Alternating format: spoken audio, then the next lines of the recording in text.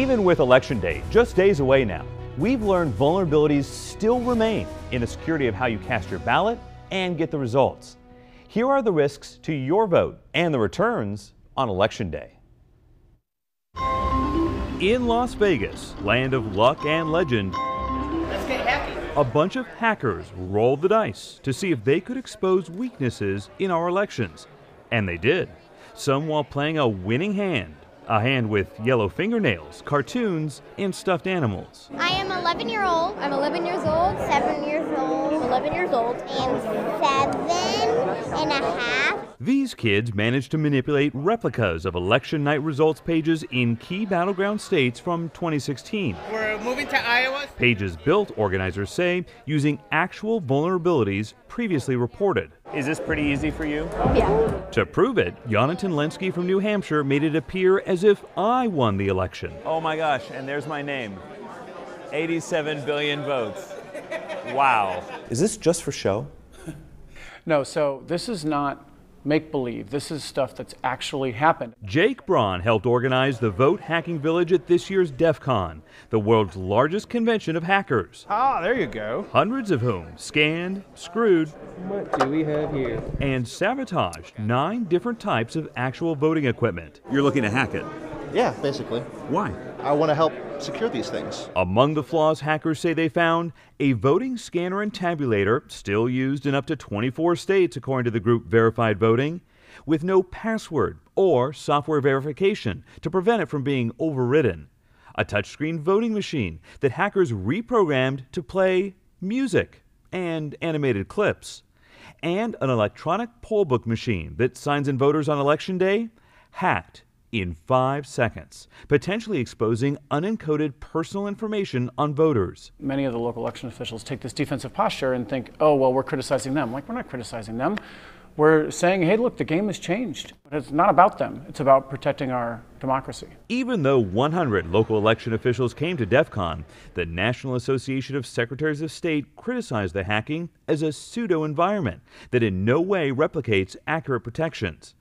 We reached out to 2 of the biggest manufacturers in the industry, Dominion and ES&S. In a statement, Dominion cautioned its best practices do need to be followed to ensure the integrity of the unit. ES&S told us physically accessing these machines in a polling place would be difficult, if not impossible.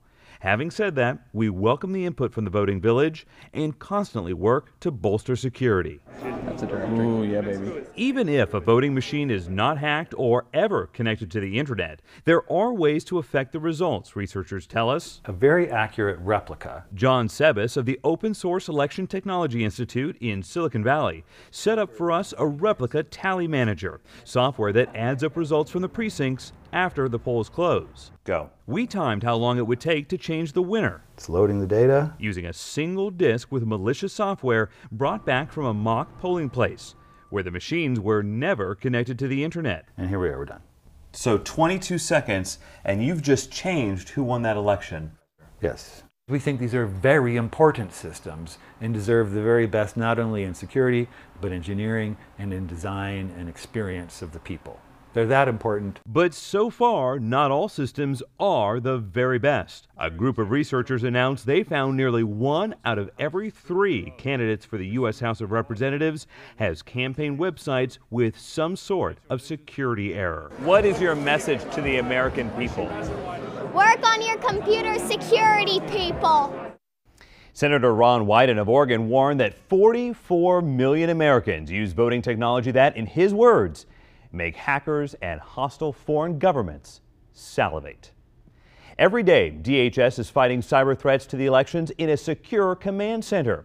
Homeland Security invited us for a rare tour inside the nation's hub for cyber combat and gave us a briefing on some of the latest threats and weaknesses.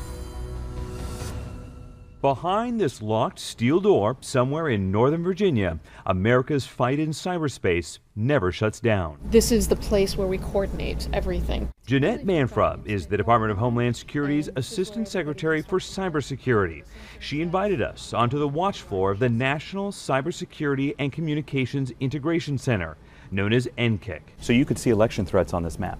Absolutely. This team, operating 24 hours a day, detects analyzes and responds to cyber threats against the elections and the country.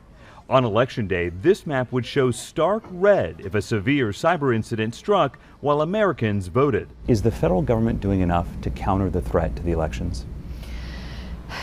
You know, I do always think we could do more. I think we are doing everything we can right now, but it's a long process. As we found in our ongoing investigation, that process has been slowed by turf battles, a lack of money, resources, and in some cases urgency, and disagreements over strategy. The federal government's own record of security is pretty abysmal. That's Congress's top watchdog, who told lawmakers the federal government has failed to implement 1,000 of its cybersecurity recommendations. You know that people are going to see that headline. I absolutely know that people will see that headline. We take GAO recommendations very seriously, and we're working diligently to close those that we agree with. Sometimes we disagree on what those recommendations are, not usually, but sometimes we do. In research done exclusively for the National Investigative Unit, the GAO found Homeland Security actually disagrees often, not implementing 44% of the watchdog's cybersecurity recommendations. But Manfra says progress to strengthen election security is being made. DHS has quadrupled the number of intrusion detection sensors on state election systems since 2016. Here's why DHS says that's important. Every day there are millions of attempts to penetrate U.S. networks. When those early warning systems installed on state election networks detect an attempted intrusion, many of the alerts within 15 minutes go to a watch center for cyber threats in upstate New York. It then sends suspected breaches targeting elections to that NCIC site outside Washington. It's like calling the fire department. To help put out the cyber fire, analysts sound the alarm across the government, even deploying Go teams to state capitals to douse a cyber breach or catch the hackers in the act. In 2016, after the elections, DHS said about 21 states had some sort of detected malicious activity trying to get into their networks. How many states this election cycle have you seen? None. None? Not yet, no. But remember, in 2016, it was later, it was closer towards the actual election. Do you worry the next shoe is about to drop? I always worry the next shoe is about to drop, but everybody is much better positioned to be on the lookout for these sorts of things. Experts say the federal government would be even better positioned if it would fill the 15,000 IT positions currently vacant.